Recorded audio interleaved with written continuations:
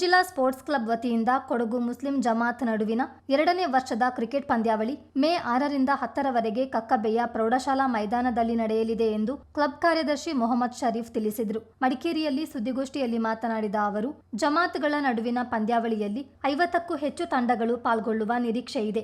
6 ಓವರ್ಗಳ ಪಂದ್ಯಾವಳಿ ಇದಾಗಿದ್ದು ₹3,000 ಪ್ರವೇಶ ಶುಲ್ಕ ಪಾವತಿಸಿ ತಂಡಗಳ ಹೆಸರು ನೋಂದಾಯಿಸಿಕೊಳ್ಳಬಹುದು. ನೋಂದಣಿಗೆ ಮೇ 1 ಕೊನೆ ದಿನ ಎಂದರು. ಪಂದ್ಯಾವಳಿಯ ವಿಜೇತರಿಗೆ ಬಹುಮಾನವಾಗಿ ಪ್ರಥಮ ₹66,666, ದ್ವಿತೀಯ ₹33,333 ಹಾಗೂ ಆಕರ್ಷಕ ಟ್ರೋಫಿ, ತೃತೀಯ ಮತ್ತು ಚತುರ್ಥ ಸ್ಥಾನ ಪಡೆಯುವ ತಂಡಕ್ಕೆ ಟ್ರೋಫಿ ನೀಡಲಾಗುವುದು. ಜೊತೆಗೆ ಅತ್ಯುತ್ತಮ ಆಟಗಾರರಿಗೆ ವೈಯಕ್ತಿಕ ಬಹುಮಾನಗಳನ್ನು ನೀಡಲಾಗುತ್ತದೆ ಎಂದು ಮಾಹಿತಿ ನೀಡಿದರು.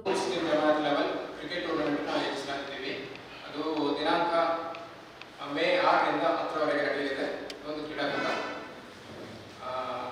ಇದಕ್ಕೆ ಪ್ರಥಮ ಕ್ಯಾಶ್ ಪ್ರೈಸ್ ಆಗಿದ್ದು ₹60,666 ಹಾಗೂ ದ್ವಿತೀಯ ಪ್ರೈಸ್ ₹33,133. ಪ್ರಥಮ ಹಾಗೂ ದ್ವಿತೀಯ ಹಾಗೂ ತೃತೀಯ ಹಾಗೂ 4ನೇ ಸ್ಥಾನ ಪಡೆದಂತಹ ತಂಡಕ್ಕೆ ಆಕರ್ಷಕ ಟ್ರೋಫಿಯನ್ನು ಸಹ ನೀಡಲಾಗುವುದು. ಅದರ ಜೊತೆಗೆ ಇನ್ನೂ ಕೂಡ ಹಲವಾರು ವೈಯಕ್ತಿಕ ಬಹುಮಾನಗಳು ನಮ್ಮ ಒಂದು ಕ್ರೀಡಾಕೂಟದಲ್ಲಿ ನಾವು ಮಾಡಿದ್ದೀವಿ.